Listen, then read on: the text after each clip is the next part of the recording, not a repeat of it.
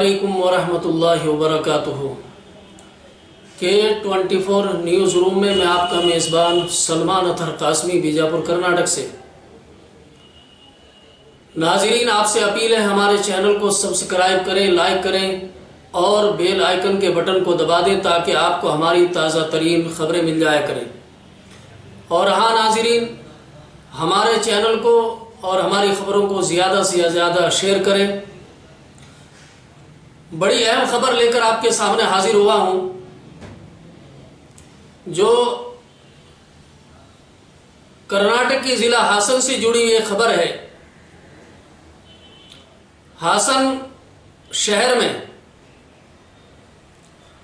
यहां एक शर्मनाक और घिनौने वाक़ये के तहत एक नौजवान ने, यानी ये जो वारदात हुई है ये कर्नाटक के हासन शहर में ही वारदात हुई है।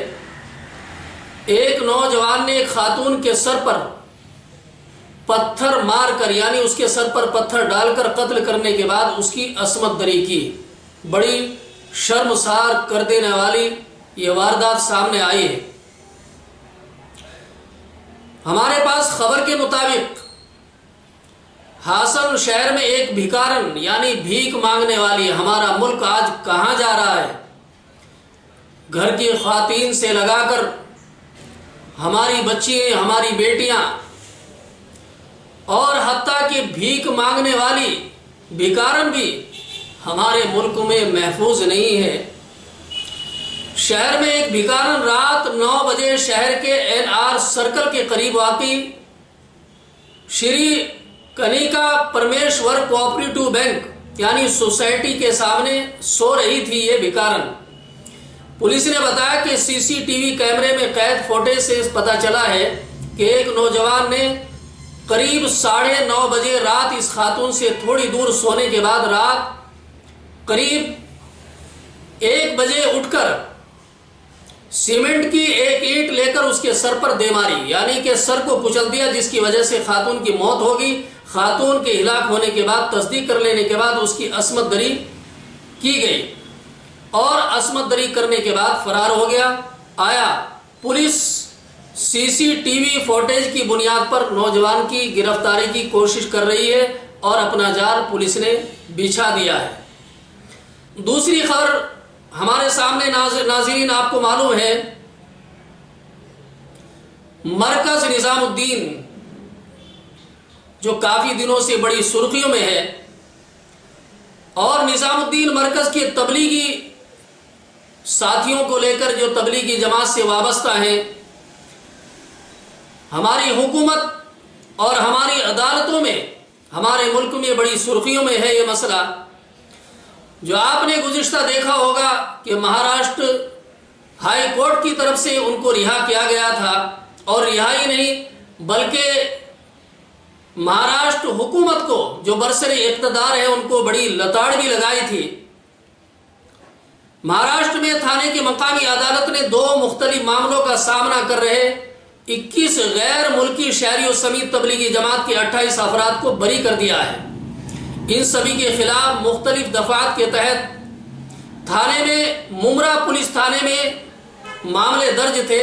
मजिस्ट्रेट RH झा ने मंगल के रोज अपने फैसले में कहा कि हाई कोर्ट पहले ही बता चुका है कि मुलजिमों के खिलाफ कोई भी फौजदारी मामला नहीं बनता है, इसलिए सभी मुलजिम बरी होने के हकदार हैं।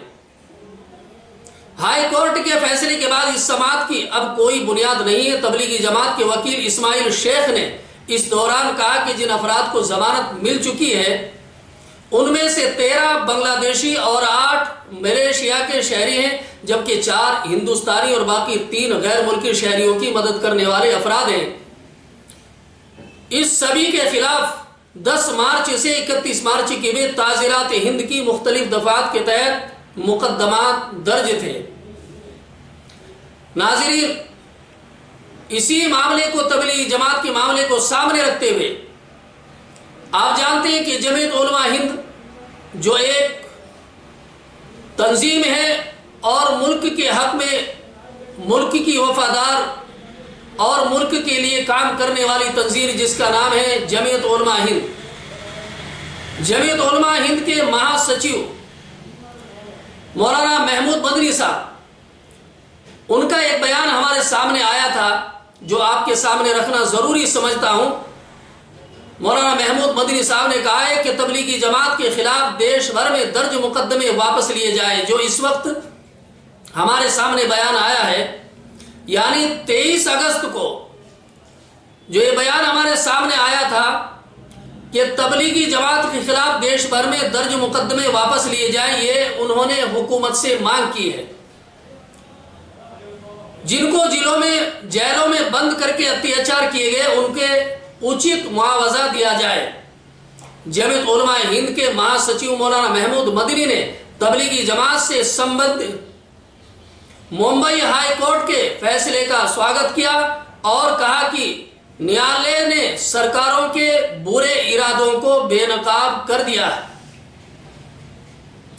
جمعیت علماء ہند کے مہا سچیو مولانا محمود مدنی نے ممبئی ہائی کورٹ کی ڈویژن بینچ سے مادھیم سے تبلیغی جماعت سے سمبندھت کیے گئے فیصلے کا سواگت کیا ہے اور کہا کہ اسے ان سرکاروں کے لیے سیکھ پراپت کرنے والا بتایا جو دیش ہت کو کر کے سمپردائک کٹر پنتھیوں کے سنگیت پر نرتو کرتی ہے۔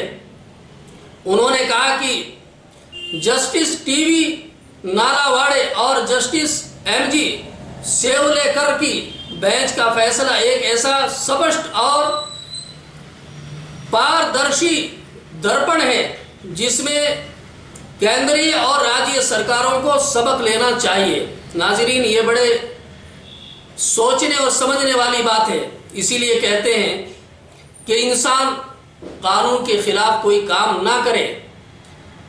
قانون کو سامنے رکھ کر جب ہم زندگی گزاریں گے اور قانون کے بعد اللہ اور اللہ کے رسول کو سامنے رکھ کر کے زندگی گزاریں گے تو ہمارا دعویٰ ہے انشاءاللہ تعالی کسی بھی مسلمان کو کسی بھی موڑ پر کوئی تکلیف نہیں ہو سکتی ہے۔